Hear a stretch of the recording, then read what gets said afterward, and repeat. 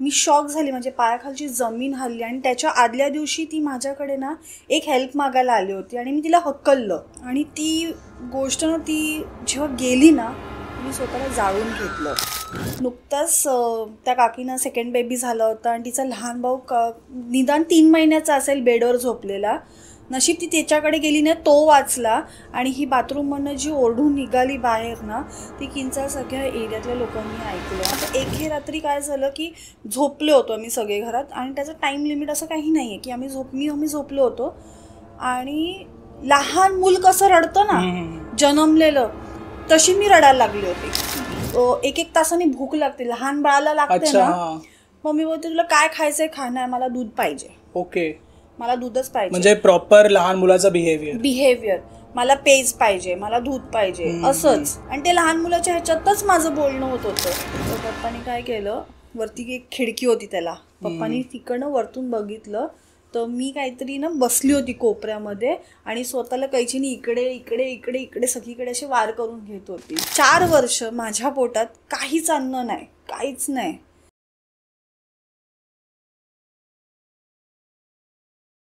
नमस्कार मित्रांनो, स्वागत आहे तुमचं अजून एका नवीन पॉडकास्टमध्ये. तर आजच्या व्हिडिओमधले जे गेस्ट आहेत ते त्यांचा हॉरर एक्सपिरियन्स शेअर करण्यासाठी आले आहेत. त्यांचं नाव आहे सिद्धी मिस्त्री आणि हे आपल्या ठाण्यातच राहतात. त्यांच्यासोबत इतकी काही भयानक गोष्ट अशी झाली आहे, ऐकल्यानंतर तुम्ही पण शॉक व्हाल. हा व्हिडिओ एंडपर्यंत पहा आणि तुमच्यासोबत पण काही असे हॉरर किस्से असतील, नाहीतर मग स्पिरिच्युअल गोष्टी असतील ज्या तुम्हाला शेअर करायच्यात, तुम्ही इथे येऊन पॉडकास्टमध्ये तुम्हीही शेअर करू शकता. डिस्क्रिप्शनमध्ये मी माझा ईमेल ॲड्रेस आणि माझा फोन नंबर मेन्शन केला आहे, तिथे तुम्ही मला कॉल करू शकता. अजूनपर्यंत तुम्ही जर ह्या चॅनलला सबस्क्राईब नसेल केला तर अगोदर सबस्क्राईब करा, कारण असेच तुम्हाला हॉरर आणि स्पिरिच्युअल गोष्टी ह्या चॅनलवरती मिळतील. तर नमस्कार ताई, तुम्ही तुमचं शॉर्ट इंट्रोडक्शन द्या आणि मग तुम्ही तुमची स्टोरी स्टार्ट करू शकता. ओके, माझं नाव सिद्धी मेस्त्री, मी राहणारी ठाण्यातलीच आहे. आणि जी आता मी स्टोरी तुम्हाला सांगेन, शेअर करेन, ही माझ्या घटनेवर आहे. आणि या गोष्टींवर माझा आत्ता खूप विश्वास व्हायला लागला. सो मला कुठेतरी वाटलं तुमच्याशी शेअर करावं, म्हणून मी तुमच्याशी कनेक्ट झाले. 2015-16ची गोष्ट आहे. लहानपणापासूनची माझी मैत्रीण, आम्ही एकत्र वाढलो, एकत्र खेळलो, एकत्र शाळेतच होतो. आणि सडनली आमच्यामध्ये थोडेसे वादावाद झाल्यामुळे मी माझ्या काही पर्सनल कामामध्ये बिझी होते. या गोष्टीला बरंच वर्ष झालं. आणि मग तिचं 10th झालं, माझं झालं, आम्ही सेपरेट झालो. पण त्यानंतरही ती कॉलेज करत असताना वी आर इन टच छोट्या छोट्या गोष्टींमध्ये. पण एक टाईम आला की माझं तिचं खूप मोठा वाद झाला. आणि त्यानंतर मी तिला स्ट्रिक्टली सांगितलं की ह्यापुढे तू माझ्या दारात यायचं नाही. तर ती बोलली ओके. आणि मग मी जॉबला लागली. जॉबला मला काही महिने लागल्यानंतर मला सडनली माझ्या मम्मीचा कॉल आला. मम्मी बोलली हां बोल. म्हणलं तिचं असं झालं आहे, मला तिचं नाव घ्यायचं नाही या व्हिडिओमध्ये, सो मी ते हाईड करीन. मी शॉक झाली, म्हणजे पायाखालची जमीन हलली. आणि त्याच्या आदल्या दिवशी ती माझ्याकडे ना एक हेल्प मागायला आली होती आणि मी तिला हकललं. ओके, मला नाही करायची तुझी हेल्प. तर मी तिला हकललं. आणि ती गोष्ट ना, ती जेव्हा गेली ना, तिने स्वतःला जाळून घेतलं. अरे बापरे. हां, तिने स्वतःला जाळून घेतलं. तिची मम्मा आणि माझी मम्मा हे एका किटी पार्टीच्या ग्रुपमध्ये होते, लेडीजचा ग्रुप होता. त्या ते मीटिंगमध्ये होते. आणि ती घरी गेली, बाथरूममध्ये तिने रॉकेल ओतून घेतलं आणि स्वतःला जाळून घेतलं. आणि तिचा लहान भाऊ, नुकताच त्या काकीनं सेकंड बेबी झाला होता आणि तिचा लहान भाऊ निदान 3 महिन्याचा असेल, बेडवर झोपलेला. नशीब ती त्याच्याकडे गेली नाही, तो वाचला. आणि ही बाथरूममधनं जी ओरडून निघाली बाहेर ना, ती किंचा सगळ्या एरियातल्या लोकांनी ऐकलं. आणि तेव्हा जेव्हा मला कळलं की ती बाजूच्याच एका हॉस्पिटलमध्ये ॲडमिट आहे, सगळे मला बोलवते की जाऊन भेट तिला. पण माझी ती हिंमत का माहीत नाही, ती झालीच नाही. असं झालं. ह्या गोष्टीला काही महिने गेल्यानंतर ती गोष्ट मला सत्वत राहिली की ती त्या क्षणी माझ्याकडे आली हेल्प मागायला आणि मी करू शकले नाही. तर ते एक मनात माझ्या ते प्रश्न पडलं, हां, की यार नाही, मला त्या टायमाला जर मी हिला मदत केली असती तर आज तिने हा पाऊल उचलला नसता. तर माझे घरातले बोलले तू विसर ह्या गोष्टी, कारण का ती इतकी क्लोज फ्रेंड होती की आम्ही एकमेकींचे कपडे घालायचो वगैरे इतपत. मग असं झाल्यानंतर ना, एक दिवस काय झालं, मी तिच्या घराच्या इथून पास होत होती, तिथे एक आमचं वाण्याचं दुकान होतं. अच्छा. पण का माहिती ना, त्यानंतर माझ्या बिहेवियरमध्ये घरात इतका वेगळा हे झालाय ना, सगळा वातावरण चेंज झालं. म्हणजे माझं बिहेवियरमध्ये पण चेंज झालं. घरात माझ्याशी चिडचिड खूप व्हायला लागली. आणि हे काही महिने होत असताना तर हे रात्री काय झालं की झोपलो होतो आम्ही सगळे घरात. आणि त्याचं टाईम लिमिट असं काही नाही आहे की आम्ही झोपलो होतो. आणि लहान मूल कसं रडतं ना, जन्मलेलं, तशी मी रडायला लागली होती. ओके. माझी मम्मी घाबरली. मम्मी बोलते उठ, काय झालं, उठ. मम्मी घाबरून पप्पांना उठवलं. पप्पा तर काय झालं. तर त्यांना असं वाटलं की चल ठीक आहे, नॉर्मल स्वप्न पडलं असेल हिला, हिने काय जास्त विचार केला असेल, स्वप्न पडलं असेल म्हणून इग्नोर केलं. आणि मी पण ते नेक्स्ट डे इग्नोर केलं. पण हे सतत व्हायला लागलं. अच्छा. ह्याला 3 महिने झाले, 5 महिने झाले, म्हणजे ते लहान मुलासारखं. वर्ष झालं, 1 वर्ष झालं. त्या लहान मुलांच्या आवाजात मी रडत होते. ते हल्ली रात्री व्हायचं, नंतर दुपारी पण व्हायला लागलं. अरे बापरे. जसं जसं ते मूल वाढतं ना, 5-5, 6-6 महिन्यांनी, तसं त्याचा रडण्याचा जो वेगळा आवाज होऊन जातो ना, तसा तो आवाज व्हायला लागला होता. मम्मीला आलं टेन्शन. मम्मी बोलली की हिला तब्येत ठीक नाही, आपण डॉक्टरकडे दाखवूया. सगळं डॉक्टर वगैरे आम्ही केलं, पण काही उपयोग नाही. त्यानंतर मला अशी घाणेरडी लहान मुलांची स्वप्न पडायला लागली. ओके. म्हणजे माझ्या हातात लहान बाळ आहे, त्याला मी खेळवते आणि तो गच्चीतनं पडला आणि त्याच्यावरनं गाडी गेली आहे. अच्छा. अशी स्वप्न. आणि जमिनीतनं अशी घाण सडलेली बाळं अशी येत आहेत. तर मी ही गोष्ट मम्मीला शेअर केली. म्हटलं मम्मी, मला ना अशी स्वप्न पडतायत गं. मम्मी बोलते तू जास्त विचार करतेस, काय तू बघितलं असेल तर तुझ्या डोक्यात बसलं असेल तेव्हा ते स्वप्न येतात. हे आपले फॅमिलीचे विचार असतात. पण म्हटलं ठीक आहे, एखाद दुसरं, पण हे सतत स्वप्न येतात. मग तेव्हा कुठेतरी प्रश्न पडतो की नाही, काहीतरी करेक्ट आहे, वेगळं चाललंय माझ्या लाईफमध्ये. तर मग मी पप्पांना सांगितलं. म्हटलं पप्पा बघा, मला ना पूर्ण बॉडी दुखतेय, मला नाही कळत आहे की काय होतंय. आणि मला कसं तरी होतंय. मला ना 1-1 तासांनी भूक लागते, लहान बाळाला लागते ना. मम्मी बोलते तुला काय खायचंय, खाणार, मला दूध पाहिजे. ओके. मला दूधच पाहिजे. म्हणजे प्रॉपर लहान मुलाचं बिहेवियर. मला पेज पाहिजे, मला दूध पाहिजे, असंच. आणि ते लहान मुलाच्या ह्याच्यातच माझं बोलणं होत होतं. तर मम्मी बोलते हिला दुधाशी नफरत आहे, ही दुधाचे प्रकार खातच नाही, ही दूध कुशाला मागते असं. आणि रात्री पण 2:30-3 वाजता दूध, कधी कधी आपल्या घरात दूध संपलेलं असतं. मग तेव्हा काय करणार, 2:30-3 वाजता मला दूध पाहिजे, तू काही कर, मला पाहिजे, असं व्हायचं.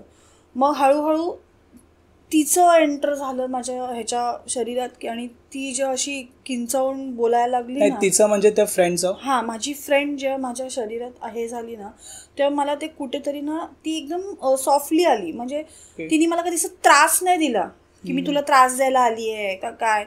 मला ती एकदम ना गोंजरत होती. मी झोपली आहे ना, तर ती माझ्या डोक्यावरनं हात फिरवत होती, कधी माझे पाय चोळत होती. तर मला ना, मी अगं म्हणलं अशी काय करते, ये ना इथे बस ना. मला बोलते मला नाही, तू माझ्या बाजूला बस. आणि ती मला हात द्यायची.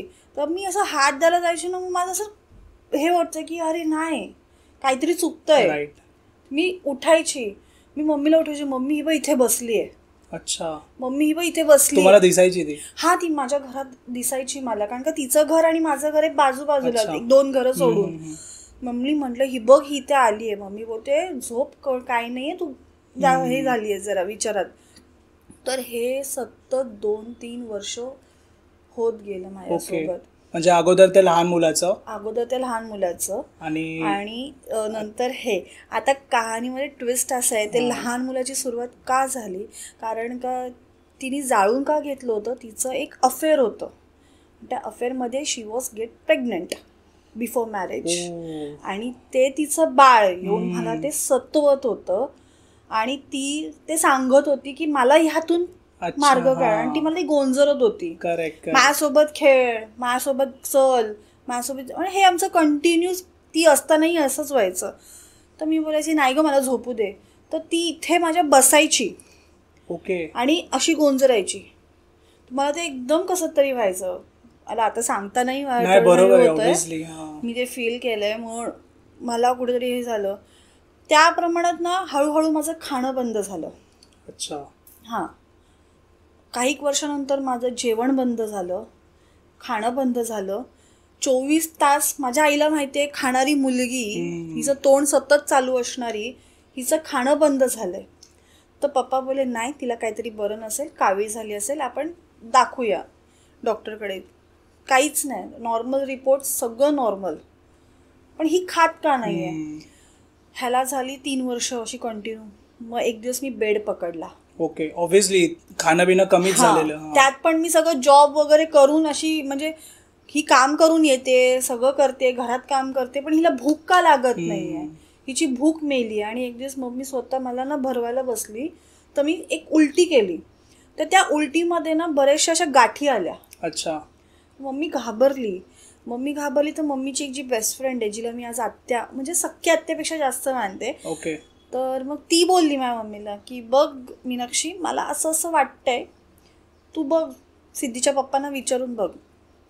आता राहिला प्रश्न कोकणी माणूस, तर ह्या प्रश्नाला ते पप्पा कधी असं नाही म्हणाले नाही. त्यांनाही थोडा डाऊट होता, पण त्यांनी कधी असं समोर सांगितलं नाही माझ्या की मी जास्त घाबरीन किंवा टेन्शन घेईन. मग पप्पा पण बोलले मला पण तिच्या डोळ्यांवरनं असं वाटतंय, आपण बघूया बाहेर कुठेतरी. तर मग त्या आत्यासोबत आम्ही एकीकडे गेलो ठाण्यातच. तर तिने सांगितलं की हो, हिच्या अंगात 1 नाही 2 आहेत. ओके. हां. तर काय करायचं तुम्हाला, तो करायचं आहे का? तर मम्मी बोलली हो. बघा लवकर केलं तर ठीक आहे, काही महिन्यानंतर आल्यात तर तुमची मुलगी तुमच्या हातात नाही मिळणार. बरोबर आहे. अशी झाली होती ना. आता तू रिप्रेझेंट बघतोयस ना, ही मी नव्हते आधी अशी. मी खूप बारीक होते, म्हणजे माझं शरीर पूर्ण सुकलं होतं. अच्छा. फक्त हाडं दिसायची बाकी होती. माझ्या आई वडिलांनी मला उचलून नेलंय. ओके. बॉडी सारखं. समजलो. आणि जेव्हा मम्मीला मी रडताना बघितलंय, खूप म्हणजे हे झालं. तर मम्मी बोलली, आणि तेव्हा फायनान्शियल कंडिशन आमची एवढी नव्हती की आम्ही त्याच्यावर काहीतरी तोडगा करू, हे करू ते करू. मम्मी बोलली ठीक आहे, आम्ही येतो 2 दिवसांनी. त्यांना तसं तिकडे सांगितलं. आणि नंतर मम्मी टेन्शनमध्ये. पप्पा बोलतात नाही, आपण गावी जाऊ, मी गावी जातो, आमच्या गुरुजींशी भेटतो आणि तिकडनं तिला हे करतो. पण त्यात पण माझं 1-2 महिने गेले. आणि जसं जसं हे कळत गेलं ना त्या मैत्रिणीला माझ्या, तशी तशी मग ती मला त्रास द्यायला लागली. ओके.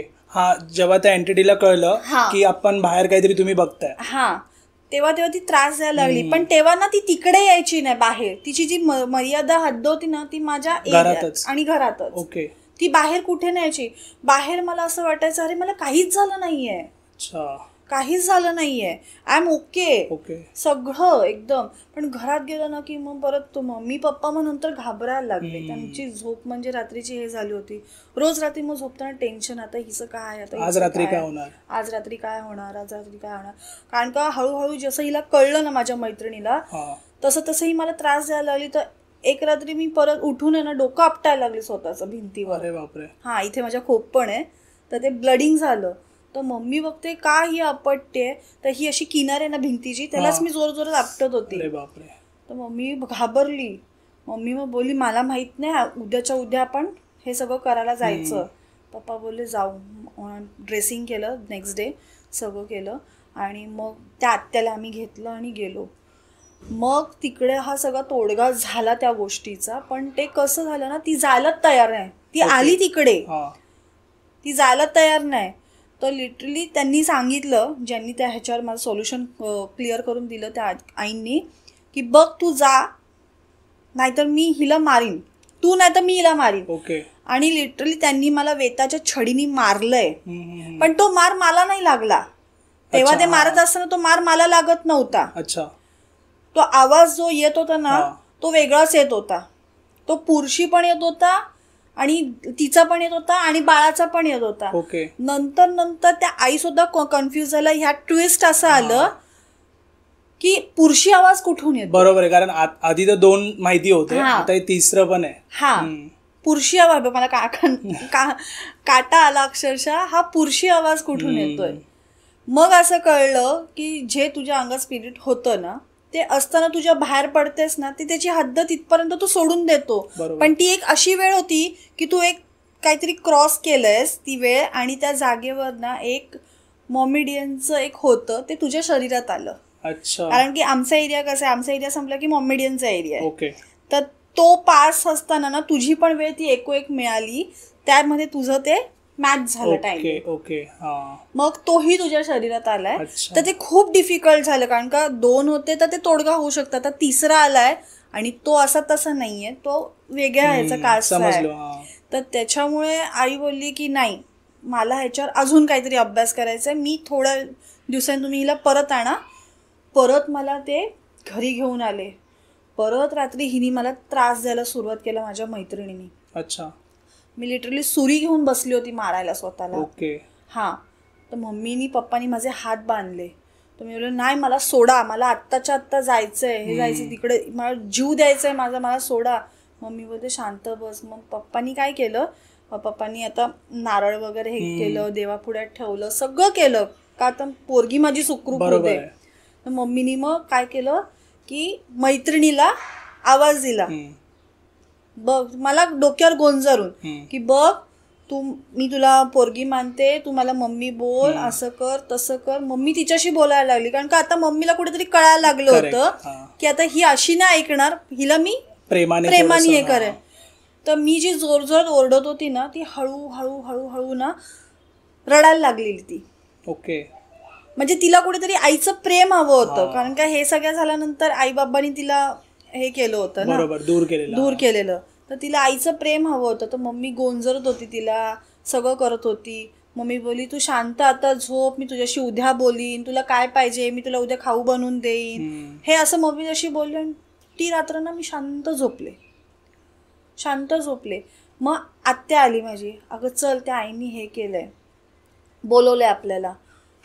जसं हे झोपेत, आता मला माहिती नव्हतं, मी झोपलीच होती, हे तिला कळलं ना, ती परत अशी डोकं आपटायला लागली. मी परत माझी डोकं आपटायला लागली होती. म्हणजे तिला ती इच्छाच होत नव्हती की मी हिला तिथे जाऊन देऊ. करेक्ट. आणि तिकडे काळे कपडे चालत नाहीत आईच्या त्या घरी. नेमकं त्या दिवशी मी ब्लॅक ड्रेस घातला होता, मला माहिती नाही, पण मी ब्लॅक ड्रेस घातला होता. तर त्यांनी सांगितलं की नाही, मला चालणार नाही, तुम्ही आजच्याच इकडं निघून जा, कारण का ही आली आहे पण हिला ती येऊन देत नाहीये, म्हणून ही आज ब्लॅक ड्रेस घालून आली आहे. ओके ओके, समजलो. हा, म्हणजे ब्लॅक ड्रेस प्रॉपर नव्हता, थोडासा ब्लॅकी होता, पण ते चालत नव्हतं. हे तिला ती कमजोरी कळाली ना, तर ती मला ते येऊनच देत नव्हती. मम्मी बोलत आता काय करायचं, ही पोरगी अशी झालीये, काय झालं. तर त्या आई बोलल्या तुम्ही कसंही काही करा, हिला उंबरट्याच्या बाहेर आणा, मी तिकडे येते. कारण का ही इकडे यायला तयार नाही ना, माझी मैत्रीण, समजलो, ही माझ्याकडे यायला तयार नाही ना, आता मी हिच्याकडे येणार. बरोबर. तुम्ही काय करा, उंबरट्याच्या बाहेर तुमच्या मुलीला आणा. तर आमच्या घराची गॅलरी होती, मग हॉल होता आणि किचन होतं. तर तेव्हा जी मी उंबरट्याच्या बाहेरून बसवलं ना, तेव्हा मी येत नव्हती. मी दार स्वतःला बंद करून घेतलं होतं.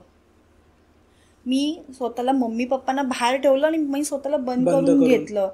अक्षरशः घरात मी सगळं तोडफोड केलं होतं. टीव्ही तोडला, आरसा तोडला, सगळं तोडलं.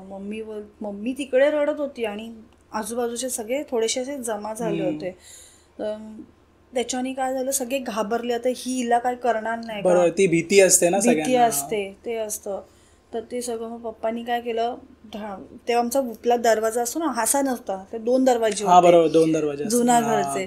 तर पप्पानी काय केलं, वरती एक खिडकी होती त्याला, पप्पानी तिकडनं वरतून बघितलं.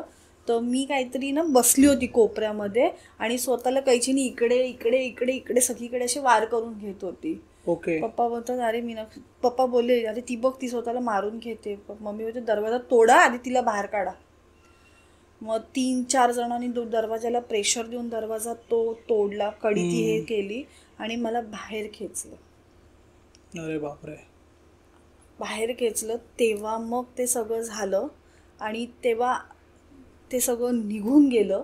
आई म्हणाली आता परत ही काही येणार नाही. हिला त्यांनी वेताळाची शपथ घातली मैत्रिणीला, तुला वेताळाची शपथ आहे, तू परत यायचं नाही, ते तुला सगळं मानपान दिलंय. तिच्या बाळाची छोटे कपडे देऊन तिची ओढभरणी आपण केली. म्हणजे त्यांनी प्रॉपर तिला तिचा मान दिला, तुला तुझा मान मिळेल, तू ह्या पोरीला त्रास द्यायचा नाही. तर ते माझ्याकडनं माझी ही करंगली आहे ना, त्यांनी अशी मोडली. पण ती पण या लेवलला अशी मोडली ना की मला ती जाणून पण नाही झालं, ते दुखापत नाही झाली. मग ती बोलली हा मी नाही येणार परत, मी कधीच येणार नाही. मग तेव्हा ती निघून गेली, ती स्पिरिट माझ्या शरीरातनं निघून गेली. नंतर 2 दिवसांनी ते तिसरं स्पिरिट जे होतं ते 2 दिवसांनी गेलं.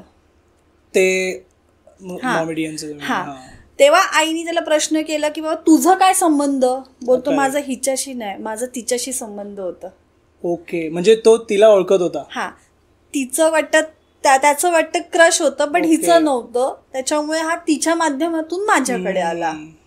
हे सगळं असं सगळं झालं. आणि मग ते गेलं 4 वर्ष माझ्या पोटात काहीच अन्न नाही, काहीच नाही, ज्यूस पण नाही, नुसतं पाणी, फक्त पाणी. पण त्यानंतर ते सोल्युशन झालं ना. मी जे घरी आंघोळ केली, मला आईने सांगितलं तिला आता आंघोळ घाला स्वच्छ आणि तिला आधी काहीतरी खायला द्या. मम्मी बोलली नाही ती काहीच खात नाही. तुम्ही पुढे ठेवा तिच्या, ती खाणार. मम्मीनी ठेवलं ना, मला ते पण कमी पडलं. ओके. मला ती भूक ना सहन नाही झाली. हे खा ते खा. तेव्हापासून मी खायला सुरुवात केली. तेव्हापासून मी खायला लागली आधीसारखं. तेव्हा मग मम्मी पप्पा गेट हॅपी की बाबा तर व्यवस्थित आहे. पण मला त्यांनी सांगितलं, त्या आईंनी, त्यांनी मला एक धागा दिला होता, तो पर्समध्येच ठेवायचा, जो आजही माझ्याकडे आहे. हां. आणि काही पथ्य मी तुला सांगते. तू जर काही काम करत असशील तर त्याच्यामध्ये तुला कुठे बाहेर जायचं असेल तर नो मेकअप, काहीच नाही, तिथे जाऊन करा जे करायचं. हां. ट्रॅव्हलिंगच्या वेळी नाही, इथून जाऊन कधीच नाही. तुम्ही नॉर्मल साधे जा, बरोबर, पण असं कधीच जाऊ नका. कारण का मग तेच आपल्याला, कारण ती खूप नखरेबाज होती माझी मैत्रीण. तिला ती जेवढे मी केले नव्हते ना तेवढे तिने फॅशन केले होते.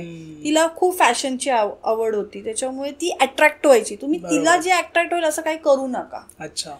आणि हे प्रत्येक गोष्टींमध्ये असतं, प्रत्येक स्पिरिट्समध्ये असतं की ज्यांना ती गोष्ट आवडते ना, ती जर समोरची व्यक्ती करत असेल ना, त्यांना वाटलं ना ही माझ्यासारखी आहे, तर ते त्यांच्या अट्रॅक्ट होतात. हे मी अनुभवलेलं त्या गोष्टी.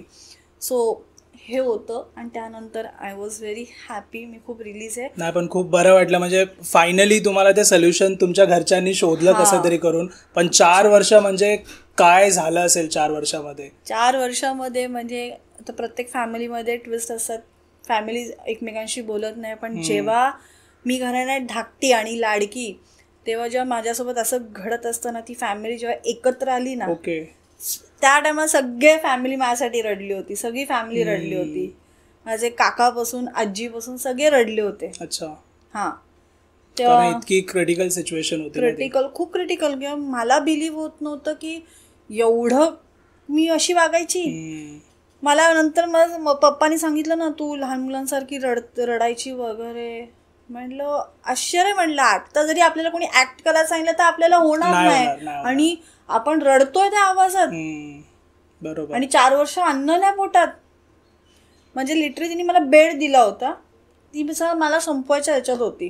ती तो प्लॅनच केला होता. तिने सांगतानाही आईनं सांगितलं की मी येत्या पौर्णिमा अमावस्येला मी तिला घेऊनच हे करणार होती. कारण का मोस्टली त्यांची पॉवर तेव्हा स्ट्रॉंग असते. तर ती म्हणाली की तुला कसं आई म्हणाली तुला असं कसं जाऊन देईन, ती माझी पोरगी आहे. पण ते वेळ तोडगा झाला म्हणून. बरोबर. ती आत्या पण म्हणतात ना देवासारखी धावून आली. मम्मीची फ्रेंड. सो कुठेतरी म्हणतो ना की देव जरी नसला तरी देवासारखी माणसं जी येतात ना धावून, तो वास असतो आपल्या पाठीशी कुठे ना कुठे. तर तेव्हा जी ती धावून आली ना, तेव्हापासून मी त्या आत्याला एवढी मानते ना की तिच्यामुळे आज मला लाईफ मिळाली. बरोबर. सेकंड लाईफ म्हणता येईल मला. सो ही सेकंड लाईफ मी आता खूप छान. कारण ह्या सर्व गोष्टी तर आतापर्यंत ऐकल्यात पिक्चर वगैरे मध्ये, पण तुमच्या बरोबर ते रियालिटी मध्ये झाले. ते ऍक्च्युली हे तर जो विषय मांडलास ना, ब्लॅक मॅजिकवर माझा बिलकुल विश्वास नाही, स्पिरिट्सवर कधी विश्वास नाही. पण जेव्हा स्वतः ही घटना घडते ना, तेव्हा ते कुठेतरी मानायला लागतं की हा आयुष्यात देव तर भूत पण आहेत. आणि मला पण ते जाणवलं. त्यापासून या गोष्टींवर मी आता खूप पथ्य पाळते आणि कुठेही जायचं असेल ना मी सगळं कॅरी करते. ओके. नाही, बरोबर आहे ना, सेफ्टी. आणि ह्या सर्व गोष्टी झाल्यात म्हणून तुम्हाला ते सांगितलं प्रिकॉशन्स घ्यायला. येस, प्रिकॉशन्स घ्यायला. आणि असे अनुभव तर खूपच येत असतात, पण हा पर्सनली माझ्यासोबत माझ्या शरीरावर घडलेला हा अनुभव होता. आता आपण अननोन प्लेसवर कुठेही गेलो की आपले 6 सेन्स एवढे असतातच प्रत्येकाला की आपल्याला तिकडे अनकम्फर्टेबल वाटलं ना की आपण त्या जागी जास्त वेळ थांबत नाही. आणि मी तर थांबत नाही. मी नाही थांबत. मी लगेच जागा चेंज करते. कुठे हॉटेल रूम असो, दौऱ्यांच्या कुठेही आम्ही प्लेसवर असलो, मी लगेच रूम चेंज करते. मी थांबत नाही. बिकॉज ते आपल्या सिक्स सेन्स असतात, ते कळतात. करेक्ट असं आहे. करेक्ट आहे. सो ही होती माझी गोष्ट जी मी सांगायची. मला इच्छा होती की मी एक शेअर करू, कारण का ते मला कुठेतरी वाटत होतं की शेअर करावं. आणि आजकाल आपण कोणाला जरी शेअर केलं ना तर ते असं वाटतं की हां, ही काहीतरी हिची स्टोरी क्रिएट करते, पण तसं नाही आहे. जे मी अनुभवलंय ना ते मी सांगते. पण आज तुम्ही स्वतः बरोबर जी गोष्ट झाली ती पण इतक्या वर्ष तुमच्यासोबत होत होती, 3 एंटिटीज वगैरे, तर ते ऐकूनच मी शॉक झालो. आणि खूप खूप धन्यवाद, तुम्ही आलात आणि तुमची स्टोरी शेअर केलात.